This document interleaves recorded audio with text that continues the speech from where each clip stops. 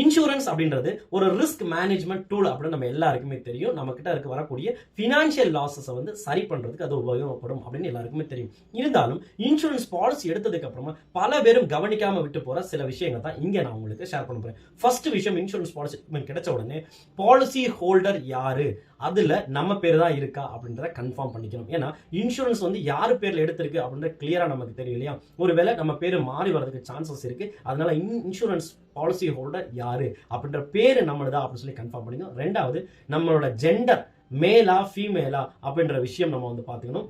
அடுத்தபடியா நம்மளோட ஏஜ் என்ன கொடுத்துருக்காங்க, டேட் ஆஃப் பர்த்தா இருக்கட்டும், இல்லை ஏஜா இருக்கட்டும், அது என்ன மாதிரி இருக்கு அப்படின்ற விஷயத்துல ரொம்ப கிளியரா இருக்கும். அதை நம்ம செக் பண்ணிக்கணும். அதுக்கடுத்து பார்த்தோம்னு சொன்னா இந்த பாலிசியோட டேட் எப்போ ஸ்டார்ட் ஆச்சு, RCDன்னு சொல்லுவாங்க, ரிஸ்க் கமென்ஸ்மெண்ட் டேட் அப்படிம்பாங்க, அது எப்போ இருந்து ஸ்டார்ட் ஆகுது அப்படின்றத நம்ம பார்க்கணும். அதுக்கடுத்து இந்த பாலிசியோட due date, next due date எப்போ அப்படின்ற விஷயம் நமக்கு தெரிஞ்சுக்கணும். அது மட்டும் இல்லாம இந்த பாலிசியோட பிரீமியம் நம்ம பேமெண்ட் பண்றதுக்கு என்ன மாதிரி ஆப்ஷன்ஸ் அதுல மென்ஷன் பண்ணப்பட்டிருக்கு. இப்போ உதாரணத்துக்கு ஸ்டாண்டிங் இன்ஸ்ட்ரக்ஷன் சொல்லுவாங்க, இல்லைன்னு சொல்லிக்கன்னா ECS அப்படின்னு சொல்லுவாங்க.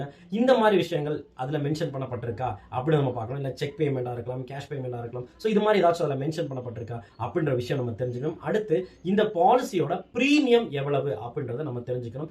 மேலும் இந்த பிரீமியம் பேமெண்ட் பண்ணக்கூடிய ஃப்ரீக்வன்சி என்ன, அதாவது மந்த்லியா, குவார்டர்லியா, ஹாஃப் இயர்லியா, இயர்லியா, இதுல எந்த ஃப்ரீக்வன்சி மோட் அதுல இருக்கு. ஆக்சுவலா வந்து பார்த்தா நம்ம பாலிசி எடுக்கும்போது நமக்கு என்ன சொல்லப்படுறதோ அதுதான் இருக்கா, இல்ல நம்ம என்ன எய்ம் பண்ணிருக்கோமோ அதுதான் அங்க மென்ஷன் பண்ணப்பட்டிருக்கா அப்படின்றத நம்ம கிளியர் கட்டா கன்ஃபார்ம் பண்ணிக்கணும். அடுத்த ஒரு முக்கியமான விஷயம் என்ன, இந்த நம்ம எடுக்கக்கூடிய பாலிசி லிங்க்டு பாலிசியா இல்ல என்டோமெண்ட் பிளானா. அதாவது லிங்க்டு பாலிசி அப்படின்னு சொல்லிக்கன்னா ஷேர் மார்க்கெட்ல யூனிட்ஸை வந்து பை பண்ற மாதிரி இருக்கும். மார்க்கெட் அப் அண்ட் டவுனுக்கு ஏற்ற மாதிரி NAVன்னு சொல்லுவாங்க.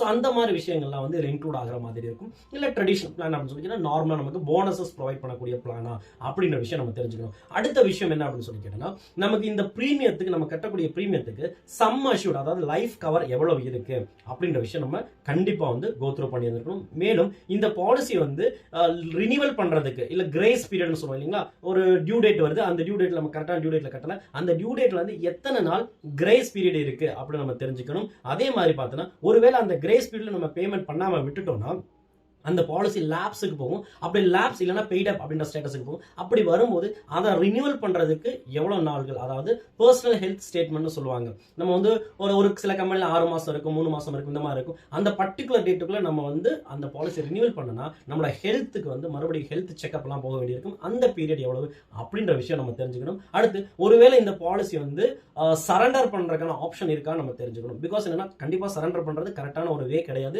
இருந்தாலும் சரண்டர் பண்ணோம்னா எவ்வளவு வேல்யூ வரும், எந்த வருஷத்துக்கு அப்புறமா சரண்டர் பண்ணலாம், அப்படி சரண்டர் பண்ணும்போது எவ்வளவு வேல்யூ அதுல குறையும், இந்த விஷயங்கள் இது நம்ம தெரிஞ்சுக்கணும். அது மட்டும் இல்லாம நமக்கு மெச்சூரிட்டி பெனிஃபிட் என்னவாக இருக்கும், இந்த பாலிசி அந்த பர்டிகுலர் டேர்ம் முடியும் போது எவ்வளவு மெச்சூரிட்டி பெனிஃபிட் கிடைக்கும் அப்படின்ற விஷயங்கள் வந்து ரொம்ப கிளியரா நம்ம தெரிஞ்சுக்கணும். இந்த விஷயங்கள் எல்லாமே நம்ம கோத்ரூ பண்ணிடணும் அப்படின்னு சொல்லி கேட்டோம்னா நம்ம பண்ணக்கூடிய பிரீமியத்துக்கு உண்டான வேல்யூபிள் ப்ராடக்டா நம்மகிட்ட இருக்கு அப்படின்னு நம்ம சந்தோஷப்படுவோம். இல்ல அப்படின்னு சொல்லி கேட்டோம்னா பர்டிகுலர் ஒவ்வொரு மாசங்கள் கழியும் போது இல்ல ஒவ்வொரு வருஷங்கள் கழியும் போது நமக்கு சொன்ன இது ஒரு பேர்டனா தோண சான்சஸ் இருக்கு.